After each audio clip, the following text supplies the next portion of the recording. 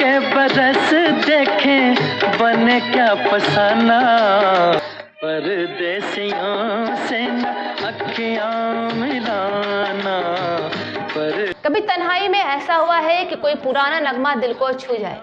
जी हाँ, ऐसे ही कुछ नगमे होते थे मोहम्मद रफ़ी साहब के। आज हम उन्हीं के बारे में कुछ अहम बातें जानेंगे। मोहम्मद रफ़ी एक ऐसा एहसास है जो कभी फना नहीं होता। 24 दिसंबर 1924 को पंजाब के एक छोटे से गांव कोटला सुल्तान सिंह में एक सादा से घर में एक बच्चा हुआ जिसने पूरी दुनिया में अपनी थाप जमा ली। घर में कोई संगीत का माहौल नहीं था, मगर रफ़ी के दिलों में सुरों का दिया जल चुका था। वो अक्सर गली कूचों में फ़कीरों को गाते सुनते और वही सादा मगर असरदार आवाज़ उनके दिलों में उतरती जाती। एक बार जब मोहल्ले में बिजली चली गई तो एक फ़कीर की सदा हवाओं में गूंज रही थी। रफ़ी साहब उस फ़कीर के पास खड़े होकर देर तक उसे सुनते रहे। कहते हैं कि उसी दिन तकदीर ने लिख दिया था कि ये बच्चा एक दिन सारी दुनिया में दिलों पर राज करेगा। बाद में उन्होंने लाहौर में उस्ताद वाहिद खान से तालीम ली और फिर लाहौर रेडियो से अपने सफ़र की शुरुआत की। सन 1944 में वो बम्बई आ गए।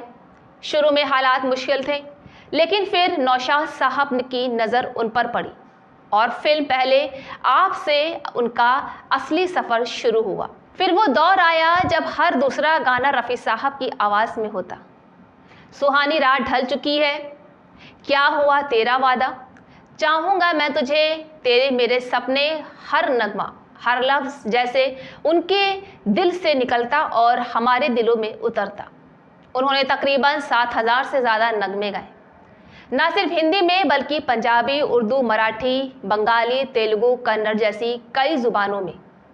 रफ़ी साहब की सबसे बड़ी खूबी ये थी कि वो हर अदाकार यानी कि हीरो की शख्सियत के मुताबिक अपनी आवाज़ को ढाल लेते थे।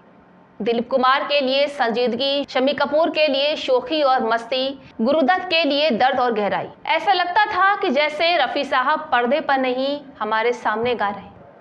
वो जितने बड़े फनकार थे उतने ही बड़े इंसान भी थे। बहुत ही सादा तबीयत, धार्मिक और खामोश तबीयत के मालिक। नमाज कभी नहीं छोड़ी। वो ना पैसे के पीछे भागे ना शोहरत के।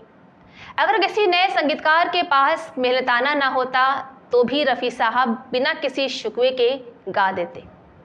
एक बार एक रिक्शे वाले की गाड़ी में उनका गाना ओ दुनिया के रखवाले बज रहा था। वो मुस्कुरा कर बोले, अरे ये तो मेरा ही गाना है। बस यही सादगी थी रफ़ी साहब की। 27 जुलाई 1980 को एक दिल का दौरा आया और संगीत की ये पाक आवाज़ हमेशा के लिए खामोश हो गई। उस दिन मुंबई में बारिश जैसी थमने का नाम नहीं ले रही थी, मानो आसमान भी रो रहा हो। उनके जनाजे में लाखों लोग शरीक हुए, हिंदू, मुसलमान, अमीर, गरीब, हर मजहब, हर तबके के लोग। कहा जाता है कि उनके आखिरी अल्फाज थे, मैं नमाज पढ़ूं, और फिर वो अपने रब के हुजूर चले गए। एक नगमा है जो जैसे उनके लिए लिखा गया था, क्या मिला जो प्यार में धोखा मिला। एक गाना था, गा के चला गया। लेकिन हकीकत ये है कि मोहम्मद रफ़ी ना गए थे और ना ही कभी जाएंगे। उनकी आवाज़ भी सांसों में घुली हुई है, हर तन्हा शाम की साथी है, हर मोहब्बत की गवाही है।